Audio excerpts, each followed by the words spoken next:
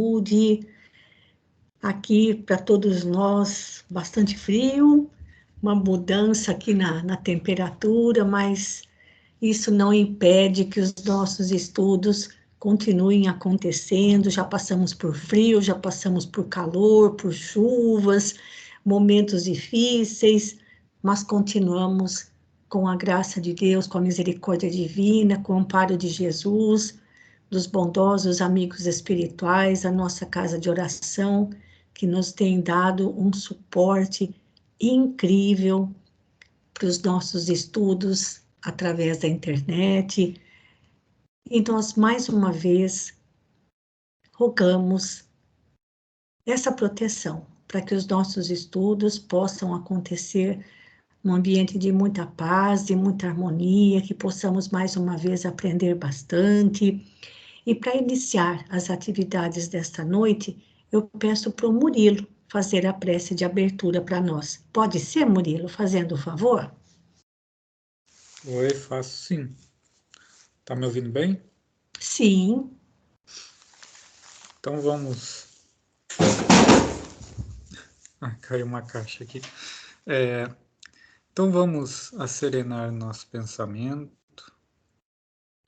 elevando ele até Deus, nosso Pai, buscando estar em sintonia com os bons amigos aqui da nossa casa de oração, para que nessa noite possamos absorver todas as lições que iremos aprender das tarefas do apóstolo Paulo e outros companheiros que também seguiram com ele, nos difíceis momentos iniciais do cristianismo sendo pregado a todos aqueles que tivessem coração aberto para recebê-lo. Em uma época de dificuldades muito maiores do que a nossa, que essas lições de coragem, de perseverança do apóstolo sirvam para nos encorajar a prosseguir na nossa pequena possibilidade de também colaborarmos com Cristo na implantação do Evangelho aqui na Terra. Que assim seja. Muito bem. Esse é o nosso encontro de número 70, né? 70 quartas-feiras, estudando Paulo e Estevão. E só para recordar, gente, nós estamos na segunda viagem de Paulo, só recordando aqui o caminho que ele fez, né? Saindo aqui de Antioquia, da Síria, ou melhor, da Turquia, quase na divisa com a Síria, passando por Tarso, que é a cidade onde ele viveu, depois aqui uma cadeia montanhosa, e daqui ele fez o mesmo trajeto da primeira viagem, passando por todas as cidadezinhas onde ele já tinha passado na primeira viagem, e em todas elas ele havia fundado uma comunidade cristã. E essas comunidades eram nas casas, na casa de alguma pessoa, na casa de alguém. Eram reuniões familiares a princípio, né? Até que ele chegou em Troade. Em Troade é bem nesse cantinho aqui, mais do lado oeste da Turquia, já nas margens aqui do Mar Egeu, que separa a Turquia da Grécia. Aqui ele se encontrou com Lucas, que, lembrando que Lucas trabalhava, dava assistência como médico nas embarcações que faziam a ligação entre a Turquia e a Grécia. E com isso conseguiram desembarcar na Grécia, passando por Filipos, algumas cidades, até que Paulo chegou praticamente sozinho em Atenas, que foi o que a gente terminou na semana passada, uma grande lição para ele. de Atenas, ele foi para Corinto, e também na Grécia. E a partir, então, agora deste capítulo 7, nós vamos conhecer os acontecimentos em Corinto, tá bom? Foi aqui, então, que nós terminamos na semana passada a visita de Paulo, a passagem de Paulo em Atenas.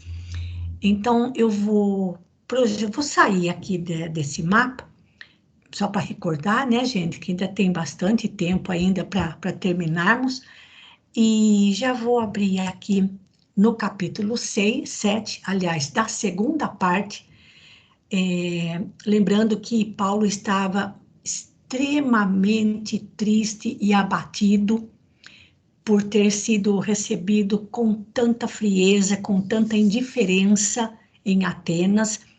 Vejam que Paulo estava acostumado às discussões bem fervorosas, né, bem quentes, áridas às vezes, nas sinagogas com os israelitas, com os judeus. Ele estava acostumado a essas discussões, falando sobre a lei de Moisés e depois trazendo a pessoa, trazendo Jesus. E aí é que começavam as discussões. Ele não estava acostumado a ser recebido com tanta frieza como ele foi em Atenas, ou melhor, com total indiferença. Porque lembrando, lá no Areópago, lá no tribunal, as pessoas começaram a sair, largaram Paulo sozinho, com Dionísio, mais uma outra senhora, Dâmaris, e os servos ali do local. Ele nunca tinha passado por uma experiência como essa. Então ele ficou profundamente abatido, sentindo que havia falhado com Jesus.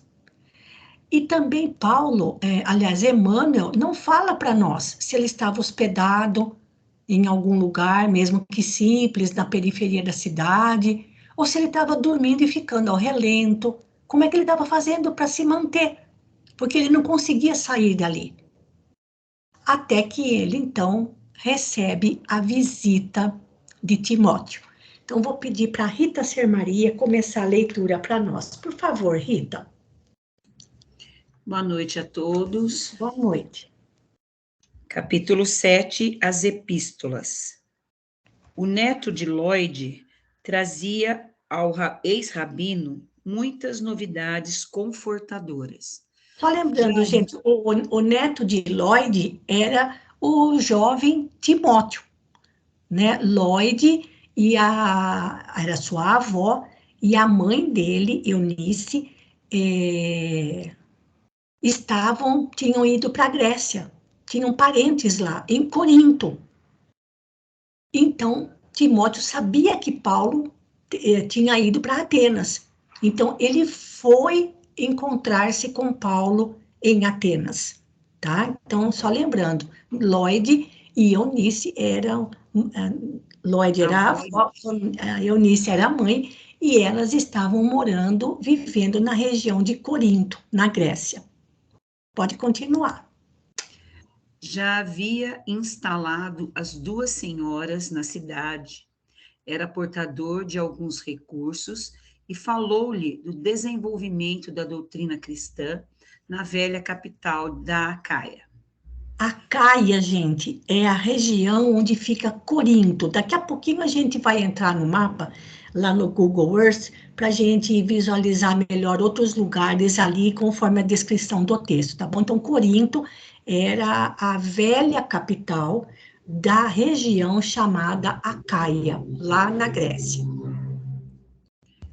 Não, uma notícia lhe foi, sobretudo, particularmente grata. É que Timóteo mencionava o encontro com Áquila e Prisca, aquelas duas crianças que se lhe fizeram... Criaturas. Desculpa. Aquelas duas criaturas que se lhe fizeram solidárias nas dificuldades extremas do deserto, trabalhavam agora em Corinto. pela glória do Senhor. Alegrou-se íntima profundamente, além das muitas razões pessoais que o chamavam a Acaia, isto é, as recordações indeléveis de Gesiel e Abigail. O desejo de abraçar o casal amigo foi também uma circunstância decisiva da sua partida imediata. Isso. Gente, só lembrando, né, que Gesiel, Abigail e o pai deles, né, o velho Joquedebe, moravam numa pequena chácara em Corinto. Então, para Paulo, ir para lá era mexer com recordações muito preciosas para ele, além da oportunidade de se encontrar com Áquila e Prisca. Gente, acho que já devia ter passado muito mais de 10 anos desde que Paulo tinha saído, porque quando ele foi para lá, quando ele foi para o deserto, lá no meio da Síria, bem lá no fundão da Síria, para lá de Palmira, não sei se vocês se lembram, Áquila e Prisca trabalhavam também fazendo tendas no deserto de Dan, que ficava muito mais para frente do que o oásis lá de Palmira, que já fica bem no meio do deserto da Síria. Então, Paulo ficou lá 3 anos, depois voltou, foi para Jerusalém, não quis ser recebido, fez a primeira viagem, que durou acho que de 2 a 4 anos, mais ou menos isso. Agora já estava viajando de novo. Quer dizer, nessas alturas do campeonato, Paulo já tinha entre 45 e 50 anos.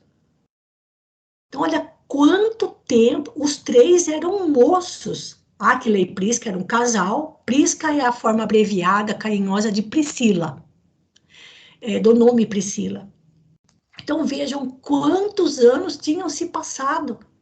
Porque eles realmente falaram, quando Saulo confessou para Áquila e Prisca que ele havia se convertido a Jesus, que tinha visto Jesus às portas de Damasco, eles arrumaram as malas e vieram embora. Eu falei, não, nós precisamos levar isso para a comunidade cristã, que realmente Jesus retornou da morte, vivo,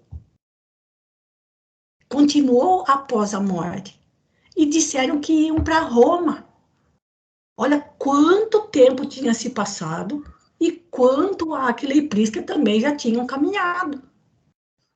E então, para Paulo, rever esses amigos, que foram os 2 primeiros amigos para ele, né? Além de Gamaliel, claro, e Ananias, né? E a comunidade de cristã pobrezinha lá de Damasco.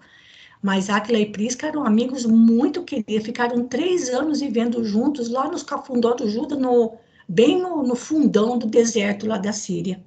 Então, para ele, realmente, Corinto, a cidade de Corinto, era um alento para ele, depois da frieza com que foi recebido em Atenas.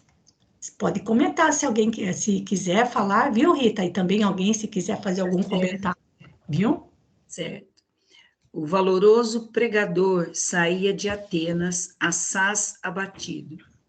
O insucesso em face da cultura grega compelia-lhe o espírito indagador aos mais torturantes raciocínios. Começava a compreender a razão por que o mestre preferira a Galileia, com os seus cooperadores humildes e simples de coração. Entendia melhor o motivo da palavra franca do Cristo sobre a salvação e decifrava a sua predileção natural pelos desamparados da sorte. Gente, olha que percepção de Paulo. Quer dizer, ele precisou passar por aquilo, precisou passar pela frieza da intelectualidade de Atenas, para compreender por que Jesus começou sua missão com as pessoas simples e humildes de coração da Galileia. E a predileção que Jesus tinha pelos desamparados. E como era diferente a fala de Jesus perante os orgulhosos e vaidosos fariseus de Jerusalém. Agora, Paulo tinha sentido na própria carne o que isso significava.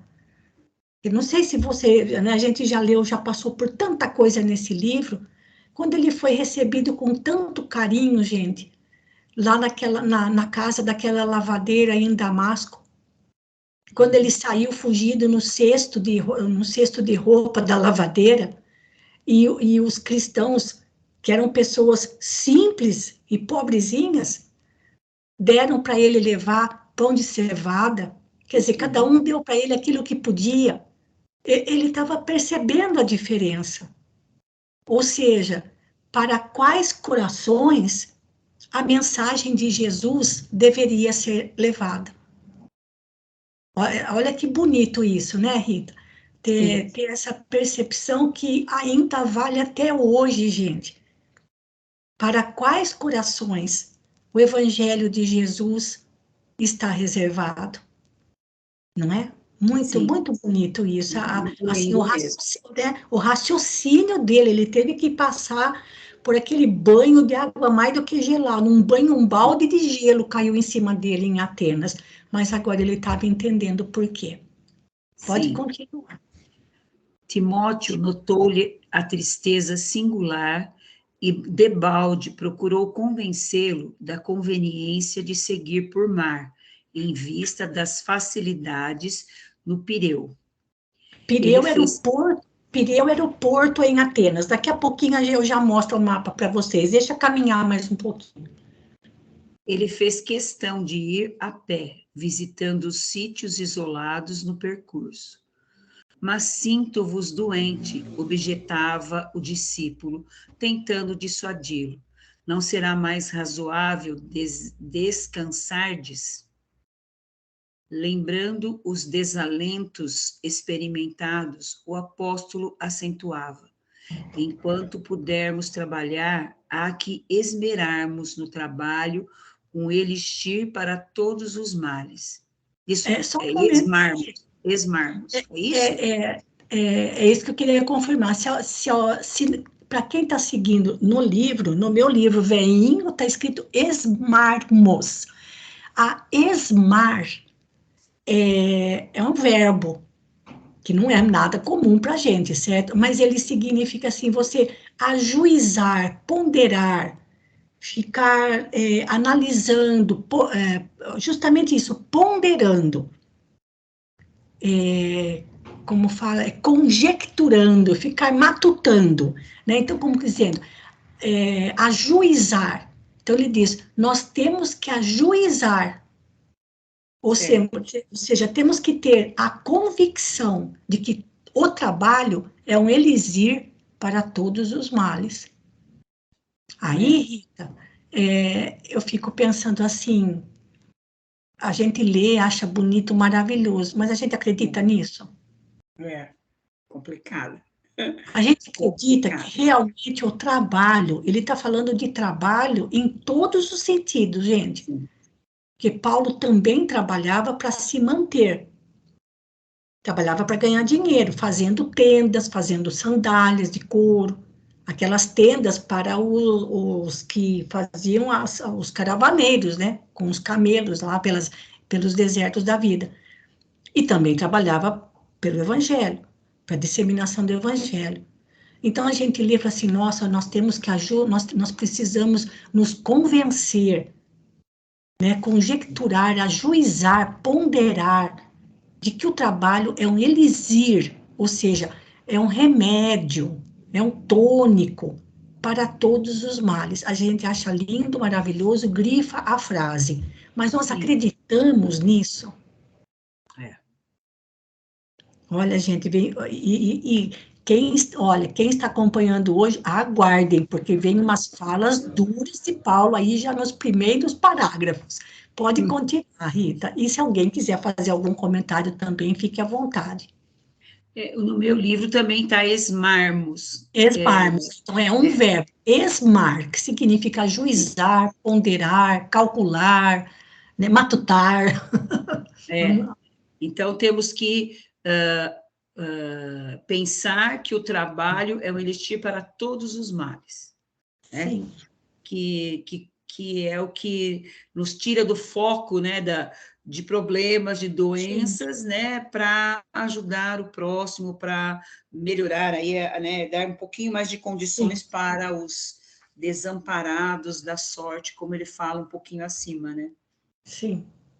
Além do mais, é justo aproveitar o tempo e a oportunidade. Julgo, entretanto, justificava o jovem amigo, que poderíeis adiar um pouco. Adiar por quê? Redarguiu o ex-rabino, fazendo o possível por desfazer as mágoas de Atenas. Sempre tive a convicção de que Deus tem pressa do serviço bem feito.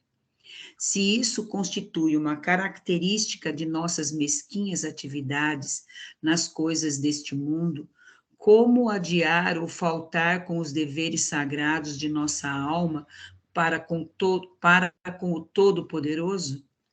Está todo mundo sentado para observar essa fala de Paulo? Sim. Sim. Deus tem pressa do serviço bem feito.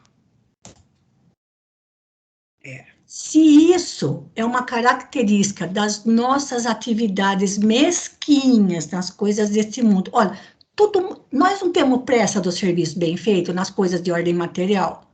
Sim. Nós queremos bem feito e temos pressa. Só que, às vezes, para sair bem feito, precisa ir um pouquinho mais devagar, né? Então, se a gente tem esse cuidado com as coisas deste mundo, e ele fala que são atividades mesquinhas, o que dizer em relação aos deveres sagrados de nossa alma para com o Todo-Poderoso? Gente, Paulo não era moleza. Ele estava abatido fisicamente, emocionalmente, espiritualmente. Lembra quando ele chegou em Atenas e começou a pregar na praça? O povo achou muito estranho pela aparência dele, a barba, assim, era um viajante do deserto, era um beduíno, como dizia Emmanuel. As mãos tremiam, tinha tremor nas mãos, de fraqueza. Sim. E Timóteo era como um filho, era muito jovem. Portanto, Paulo realmente tinha idade para ser pai de Timóteo. E Timóteo era doido por Paulo, desde lá da cidade de Listra, onde Paulo foi apedrejado, né? E quem cuidou dele foi Timóteo, a mãe, a avó e outros. Quer dizer, falou, não, vamos por mar, né? Assim você vai descansando, pelo menos aí um dia aí ao longo da travessia. Falou, não, de jeito nenhum, vou a pé. É mole seguir Paulo, gente? Não é preciso só ter boas pernas, não, e um bom par de tênis. Precisa muito mais do que isso. E se fôssemos nós? Ah, não, realmente eu estou precisando descansar, eu estou muito cansado. Realmente eu estou precisando, eu estou bem abatido, vou dar um tempo, vou dar uma descansadinha, depois eu continuo. Gente, quando eu li esse parágrafo, falei, não, não dá. Paulo não dá. Tá, eu, pelo menos, estou muito longe. Gente do céu, olha que resposta. Nós não pensaríamos duas vezes em decidir, vamos Mas, não, descansando no barco, muito admirando a cansado paisagem. mesmo. Isso, vamos de barco, né? Assim, vou descansando, tomando um sol, vendo o mar, né? Vendo, né? Observando a paisagem. Nada disso, eu vou a pé. Não era moleza. Paulo não era moleza. E outra coisa, gente, ele não tinha medo do sofrimento. Ele não tinha medo. Porque ele sabia que a pé seria cansativo, ficaria abatido, ia dormir ao relento, nem sempre ia ter alguma coisa substanciosa para se alimentar, para comer. Mas ele não tinha medo de nada disso. Olha, mas dá uma vergonha quando a gente pensa assim, meu Deus, será possível que realmente existiu alguém desse jeito, né? E a gente com as nossas 1.001 fraquezas, né? Enfim, vamos tocar o barco, vamos em frente, vamos lá. O rapaz ponderou no acerto daquelas alegações e calou-se. Assim venceram mais de 60 quilômetros, com alguns dias de marcha e intervalos de prédicas. Nessa tarefa, entre gente simples, Paulo de Tarso sentia-se mais feliz. Os homens do campo receberam a boa nova com maior alegria e compreensão. Pequenas igrejas domésticas foram fundadas, mas não longe do Golfo de Saron. Enlevado pelas recordações cariciosas de Abigail, atravessou o istmo e penetrou na cidade, movimentada e rumorosa. Abraçou Lloyd e Eunice numa casinha do porto de Crenceia, e logo procurou avistar-se com os velhos amigos do oásis de Dan. Que eram Áquila e Prisca, né? O oásis de Dan era onde eles ficaram. Gente, eu vou agora pegar, já que já citou alguns lugares aqui, só esse porto de Cencreia é que Cencreia era uma cidade que não tem mais esse nome hoje, certo? Porque ficava lá na beira-mar meu pai, lá de Corinto. Então, vamos lá no Google Earth para dar uma espiada. Vamos dar uma espiadinha. Todo mundo está enxergando o mapinha? Está dando para ver bem? Sim. Sim. Então, olha, Atenas, aqui onde está a mãozinha. Emmanuel fala, né, que na fala de Timóteo, para que eles fossem para o Pireu, que é aqui, olha, a beira-mar, onde tem o porto hoje. Que pegassem uma embarcação e fossem para Corinto. Corinto é essa região toda aqui, ó. Tá? Vou diminuir um pouquinho para entender o que significa istmo, gente. Olha, a Grécia tem a parte continental, aqui, ó, a parte continental, e tem uma grande península chamada Peloponeso. E esse trechinho aqui, ó, esse estreitinho aqui, ó, é nesse estreitinho, quer dizer, estreitinho, assim, comparando com o resto, né? Que se chama Istmo, e Corinto fica aqui. Essa região antes era chamada de Acaia. E hoje, outra coisa, tudo isso aqui forma um grande golfo, aqui, olha, um grande golfo, que é o Golfo de Saron. Está até escrito aqui, ó, Golfo Sarônico. Esse mar desse lado, entre a Grécia e a Turquia, que está do lado de cá, é o Mar Egeu, olha lá, o Mar Egeu. E do outro lado da Grécia, do lado de cá, entre a Itália, ó a botinha aqui da Itália, é o Mar Jônico. Então, se alguém quisesse sair de Corinto naquela época para ir para Roma, tinha que fazer esse caminho, descer e ir para lá. Agora tem um canal aqui ligando esse Golfo Sarônico do Mar Egeu, passando para o Golfo de Corinto. Ah lá, olha, para depois passar bem para mais um estreitinho aqui e chegar no Mar Jônico, indo lá para a direção já para a costa da Itália. Só que para passar para cá, tem um estreito aqui, ó. Ó, aqui, ó. Então, o navio vem, passa por aqui, hoje, né, gente? Isso hoje, né? Então, o navio sai lá do Golfo Sarônico, passa por aqui e vai sair lá no Golfo de Corinto e aí continua em frente ali, chegando na costa da Itália. a gente vê que tem algumas passagens aqui, tem pontes, tem avenidas, tem estradas, né? E só para vocês terem uma ideia, só para ilustrar um pouquinho, vamos dar uma passeadinha aqui. Vamos dar uma voltinha aqui no estreito aqui, olha. Tá vendo do canal? Vamos ver se a gente consegue enxergar alguma coisa por aqui, ó. Vamos ver. Só para vocês verem como é o lugar aqui, ó. Parece que tem bastante gente querendo espiar, né? Olha lá, os turistas, olha lá, ó. É por aqui que passam as embarcações e vão lá para aquele lado, lá do cantinho lá, que é já o Golfo de Corinto, indo na direção do Mar Egeu. Vamos ver se dá para enxergar o outro lado. Aqui os carrinhos. Eu teria que passar para o lado de lá, mas não sei se vai dar. Eu teria que sair do Street View para poder enxergar do outro lado. Aqui não está dando para ver isso. Que tem o outro lado, né? Aqui é uma ponte passando por esse canal. Aqui é o paredão de rocha. E lá vai ele, certo, gente? Tá bom?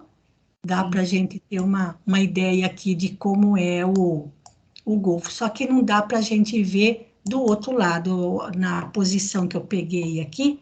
Olha lá, ó. Aqui dá para a gente ver, olha lá. Tá vendo? Ó o buracão aqui, ó. Aí dá para ver as estradas e voltando, então, aqui no nosso... Então, onde Paulo chegou? Que caminho ele fez, já que ele foi a pé? A pergunta é essa, uns 60 quilômetros. Vamos voltar. Saiu de Atenas, então ele veio por aqui. Nada de ir por mar, para ir descansando. Descansar por quê? Então, conforme ele foi andando à beira do Golfo, né, do Golfo de Sardon, o Golfo Sarônico, Saron, ele foi pregando o evangelho. Se ele viesse de barco, não daria para fazer isso. Então, nessa caminhada, acompanhando aqui pela costa do Golfo, ele foi pregando o evangelho até chegarem em Corinto. Tá bom, gente? Vamos voltar ao texto, então. Agora a gente já se localizou, tá bom? Muita coisa vai acontecer em Corinto. Então, vamos voltar aqui para o nosso texto. E, aliás, Rita, vou deixar você ler só mais um parágrafozinho, depois eu passo para o Murilo, tá bom? Já passou aqui meia hora. Então, vamos lá. Os três abraçaram-se, tomados de infinito júbilo. Áquila e a companheira falaram longamente dos serviços evangélicos, aos quais haviam sido chamados pela misericórdia de Jesus. De olhos brilhantes, como se houvessem vencido grande batalha, contaram ao apóstolo haverem realizado o ideal de permanecer em Roma algum tempo. Como tecelões humildes, habitaram um velho casarão em ruínas, no Trastevere. Isso, eu não vou entrar nesse lugar, porque lá em Roma, e a gente sai muito aqui do nosso foco, mas deixa só ver, eu nem olhei aqui para ver o que eles têm aqui, olha, para ver se tem alguma imagem, não tem quase nada, olha, não tem, só uma localizaçãozinha aqui, mapa do Rio, do Rione, mas não vamos entrar em detalhes agora, gente, porque nós vamos para Roma mais tarde, tá bom? Tá certo? Vamos ficar em Corinto por enquanto. Fazendo as primeiras pregações do Evangelho no ambiente mesmo das pompas cesarianas.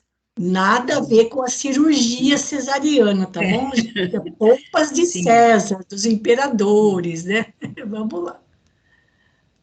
Os judeus haviam declarado guerra franca aos novos princípios. Desde o primeiro rebate da Boa Nova, iniciaram-se grandes tormentas no gueto, do bairro pobre e desprotegido.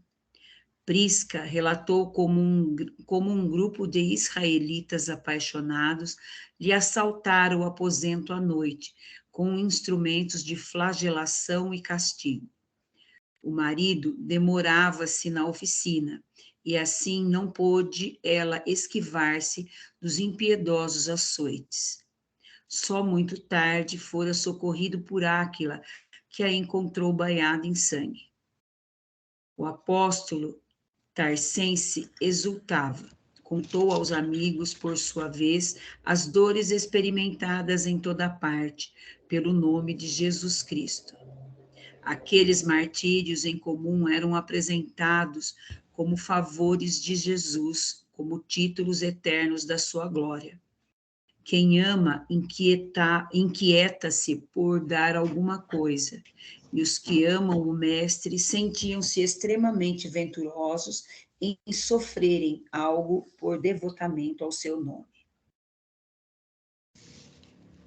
Gente, vocês prestaram bem atenção no que está falando esse parágrafo? E qual é a nossa postura? A gente só quer facilidade.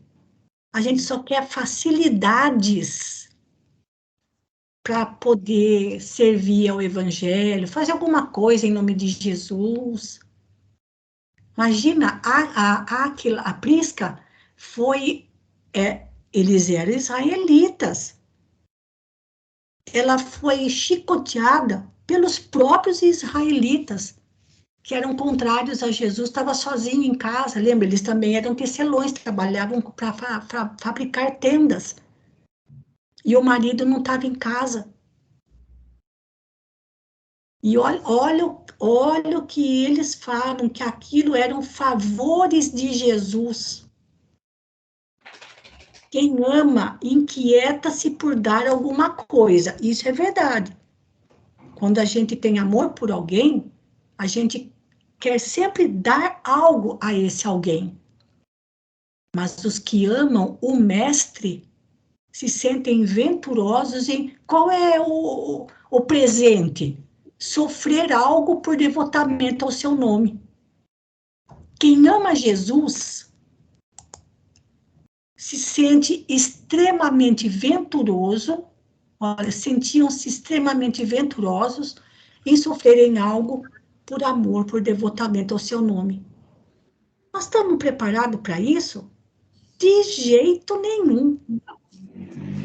De jeito nenhum. Mas qualquer dificuldade a gente esmorece. Sim. E eles não.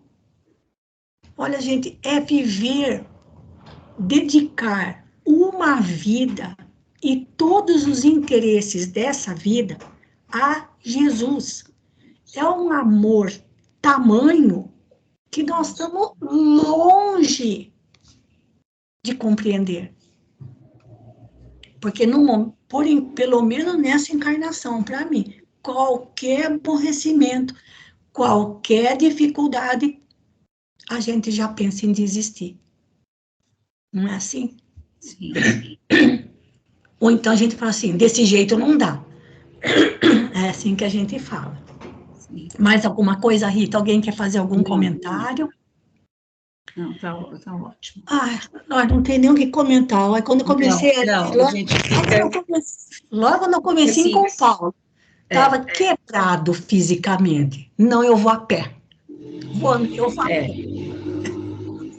Sem chance, sem chance. Murilo, por favor, continua. Vamos lá. Fazer um comentário. Claro. Discordo. Discordo.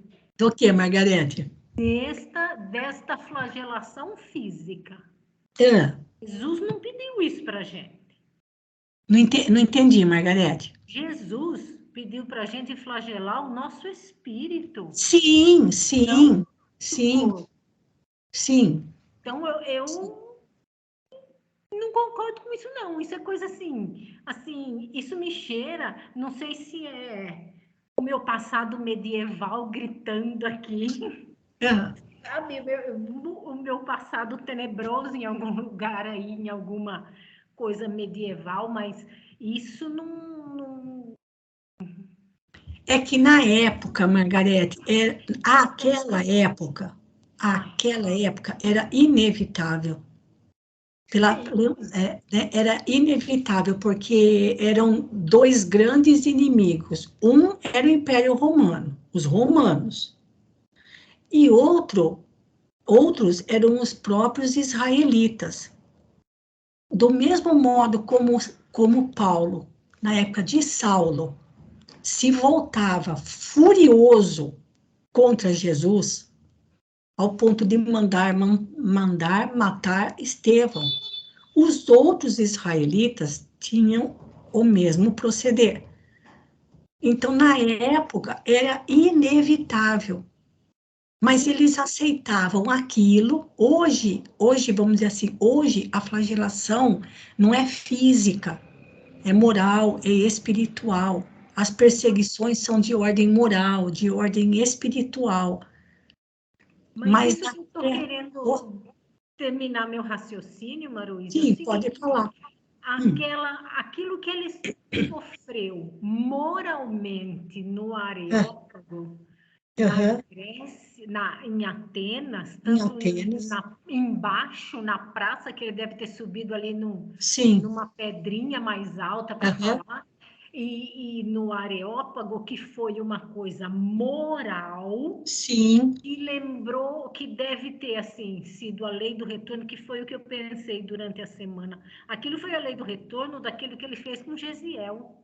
Sim. Quando ele foi lá na Casa do Caminho, para ouvir, para teoricamente ouvir, e acabou falando, né? Essa parte moral é muito mais importante e válida do que toda essa flagelação, isso eu estou pensando como hoje, isso inaceitável, isso não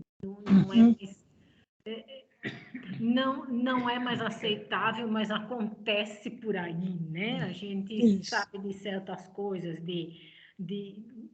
bom, deixa para lá. Mas naquela época, para eles, era assim, era algo com o qual eles não... Como é que eu posso dizer? O sofrimento, por exemplo, o sofrimento moral de Paulo em Atenas doeu muito mais do que as chicotadas e pedradas que ele levou, porque ser chicoteado, preso, ser apedrejado, ele já estava acostumado. Com isso, eles já, vamos dizer assim, eles já estariam acostumados. Agora, o sofrimento moral com o qual ele não contava em Atenas, isso derrubou ele, né? Então, é essa questão. Mas era como eles consideravam na época, né? A época. Então, hoje a flagelação é de outro tipo, né? Mas eu entendo o que você está falando. Mas na época aquilo era comum. Então, Murilo, por favor. Só comentar um detalhezinho dessa questão, que, né, ouvindo você, Margareta, eu lembrei aqui, seguindo esse raciocínio, né, que na época era inevitável isso, e eles enxergavam como se fosse uma confirmação de que eles estavam no caminho certo. Sim. E não só na época dele, mas muito tempo depois, na época de Francisco de Assis, um dia ele voltando ali numa noite de frio, junto com o Frei Leão, ele pede para ele escrever sobre a perfeita alegria. E ele faz toda uma explicação, falando, se a gente curar, se a gente fazer o cego enxergar, isso não é perfeita alegria, se a gente converter os homens e tudo mais. Mas se a gente chegar no nosso destino, bater a porta, e o porteiro sair com bastão e nos bater, e deixar na noite, né, chorando, aí está a perfeita alegria, né? Porque a semelhança de Paulo, eles enxergavam assim, né? Que a demonstração de que estavam no caminho certo de pregar o evangelho mesmo é quando tinha uma reação desse tipo violenta, né? Sim. Acerca do pregador. Quando incomodava, né? Quando incomodava o outro, né? Isso. Exato. Desejosos de reintegrar-se na serenidade de suas realizações ativas, olvidando a frieza ateniense, Paulo comentou o projeto da fundação de uma igreja em Corinto, ao que Áquila e sua mulher se prontificaram para todos os serviços. Aceitando-lhes o oferecimento generoso, o ex-rabino passou a residir em sua companhia, ocupando-se diariamente do seu ofício. Corinto era uma sugestão permanente de lembranças queridas do seu coração. Sem comunicar aos amigos as reminiscências que lhe borbulhavam na alma sensível, procurou rever os sítios a que Abigail se referia sempre com enlevo. Com extremo cuidado, localizou a região onde deveria ter existido o pequeno sítio do velho Joquedebe, agora incorporado ao imenso acervo de propriedades dos herdeiros de Licínio Minúcio. Contemplou a velha prisão de onde a noiva pudera evadir-se para salvar-se dos celerados que lhe haviam assassinado o pai e escravizado o irmão. Meditou no porto de Cencreia, de onde Abigail partira um dia para conquistar-lhe o coração sob os desígnios superiores e imutáveis do Eterno. Isso. Só para ver aqui a referência de Cencreia, gente, como a gente vê aqui, peraí, deixa eu aumentar aqui o tamanho a porcentagem do texto. Aqui, olha, a gente vê que são somente algumas ruínas, tá vendo? Olha. Então, é um lugarzinho aqui, um local que hoje já não tem mais. Tá vendo? A não ser que seja outro nome, tá vendo? Que quando a gente vê aqui, a gente vê que não tem mais a cidade. Olha lá, tá vendo? Ó, teria que procurar com esse nome aqui, tá vendo? Ó, Quecries. Tá vendo? Não é mais Cencreia, tá? Olha lá, ó, fica na região de Corinto, tá bom? Então, só que não como era na época a que Paulo se refere, tá bom? Pode continuar, Murilo. E aí ele, né, aquilo que você tinha comentado antes, né, que ele chegando nessa região, foi inevitável lembrar, né, de Abigail, Sim. do Gesiel, né? Sim. E ele procurou visitar os locais onde eles habitaram, né? Sim. Sim. Para ter mais próximo da história deles, né? Certo. Paulo entregou-se de corpo e alma ao serviço rude, o laborativo das mãos proporcionara-lhe brando esquecimento de Atenas. Compreendendo a necessidade de um período de calma, induzira Lucas a descansar em Troade, já que Timóteo e Silas haviam encontrado trabalho com caravaneiros. Isso. Só lembrando, gente, Troade, deixa eu ver aqui no mapinha, aqui, ó. Pera lá. Aqui, ó. Troade está na Turquia. E foi aqui que Paulo encontrou Lucas. E lembrando que Lucas, na época, trabalhava como médico num navio que fazia, né, o transporte aí por esse local, e pediu para o comandante do navio licença de 1 ano, né, colocando outro médico no seu lugar. Então, de alguma maneira, ele teria que voltar ali para aquela região, né? Então, ali Paulo deu assim, vamos dizer assim, ele cedeu uma trégua ali para os seus companheiros, porque quando eles chegaram na Grécia, eles estavam em 4, né? Timóteo, Silas, Lucas e Paulo, né? Então, eles foram descansar, vamos dizer assim, descansar um pouco da tarefa relacionada à pregação do Evangelho, né? Incluindo Paulo, que voltou ali a trabalhar como tecelão, junto com Áquila e Prisca. Pode continuar, Murilo. Antes, porém, de retomar as pregações, começaram a chegar a Corinto emissários de Tessalônica, de Bereia e outros pontos da Macedônia, onde fundaram suas bem-amadas igrejas. As comunidades tinham assuntos urgentes que requeriam delicadas intervenções da sua parte. Sentindo-se em dificuldades para tudo atender com a presteza devida, chamou novamente Silas e Timóteo para a cooperação indispensável. Ambos, valendo-se das oportunidades da profissão, poderiam contribuir de maneira eficaz na solução dos problemas imprevistos. Só um pouquinho, uma paradinha aqui, Murilo. Que problemas imprevistos seriam esses? Porque Emmanuel não entra em detalhes.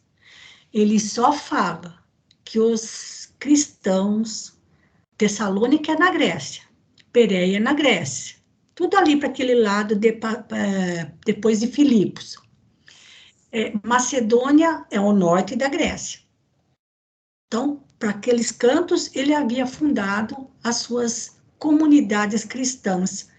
E as comunidades tinham assuntos urgentes que requeriam delicadas intervenções da sua parte. Emmanuel não diz que assuntos urgentes seriam esses. E eu fiquei pensando, que assuntos urgentes seriam esses que eles se deslocaram até, né, que mandaram emissários atrás de Paulo, pedindo intervenção da parte dele. E Paulo pede para chamar de novo Silas e Timóteo de volta para ajudar. Que problemas seriam esses, não, gente? Problemas relacionados ao entendimento das lições de Jesus? Problemas de relacionamento? Problemas de mediunidade?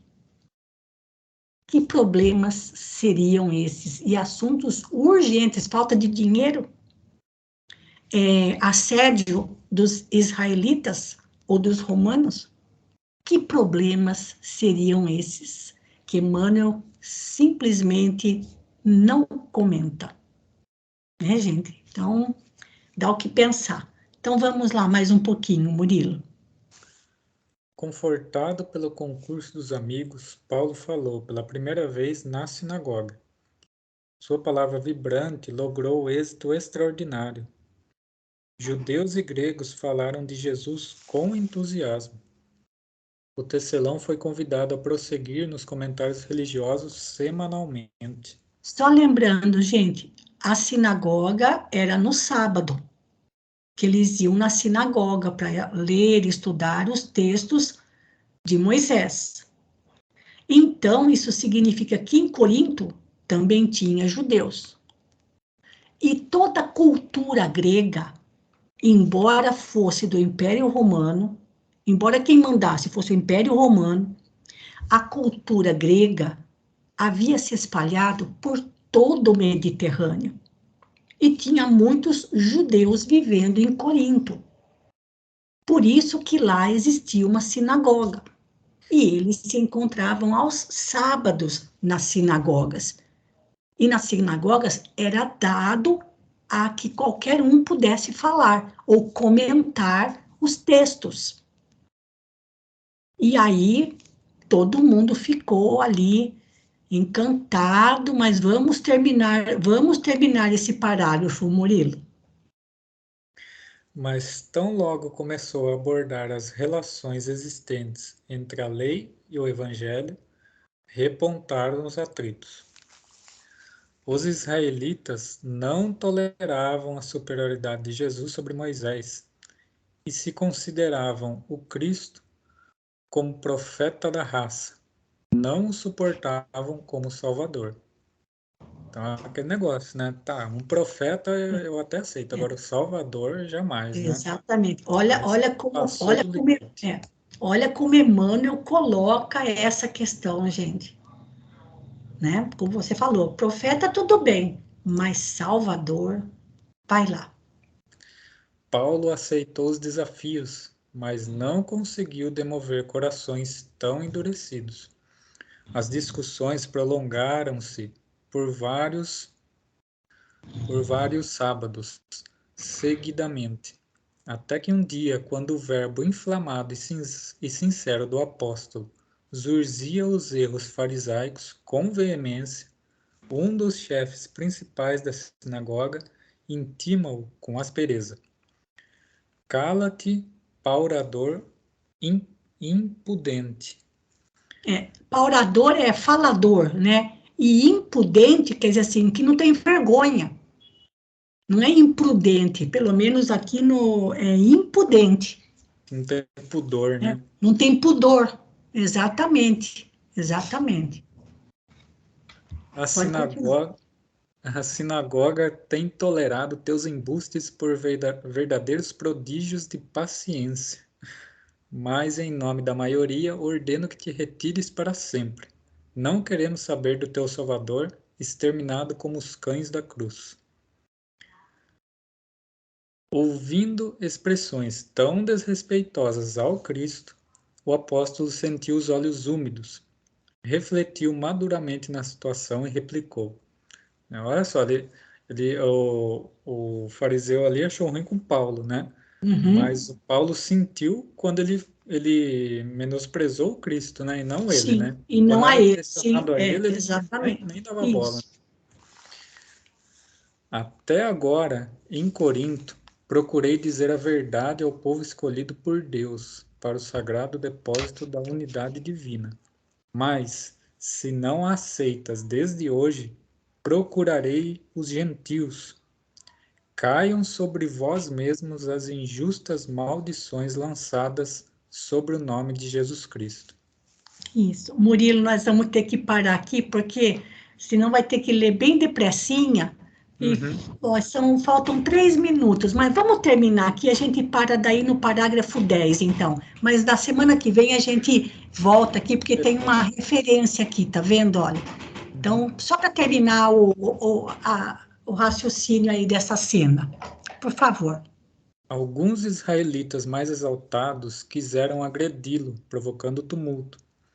Mas um romano de nome Tito Justo, presente à assembleia e que desde a primeira pregação sentira-se fortemente atraído pela poderosa personalidade do apóstolo, aproximou-se e estendeu-lhe os braços de amigo.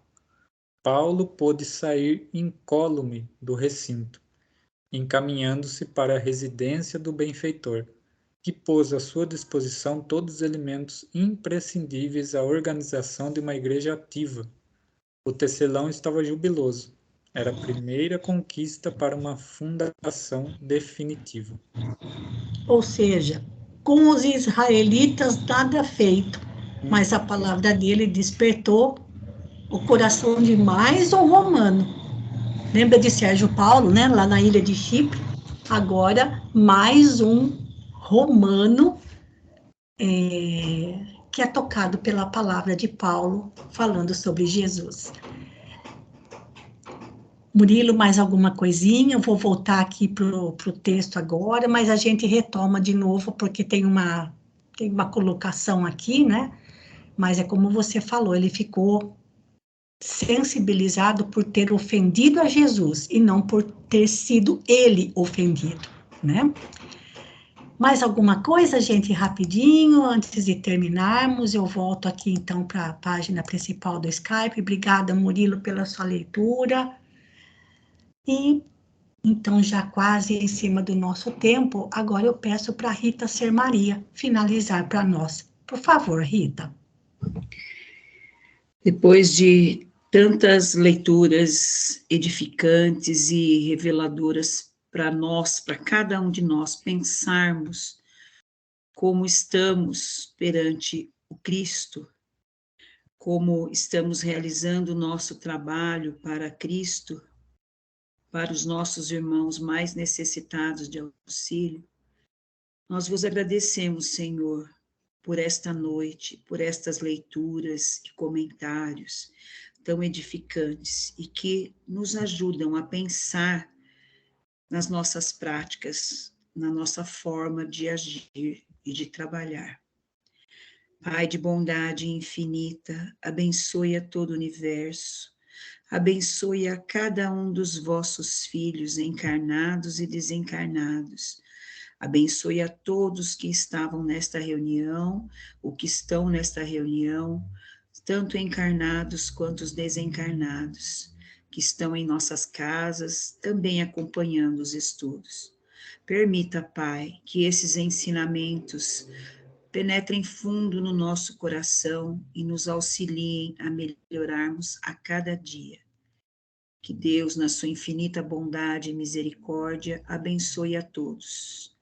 Boa noite. Muito obrigada. Então, agradeço, Rita, Murilo, pelas leituras, aos comentários.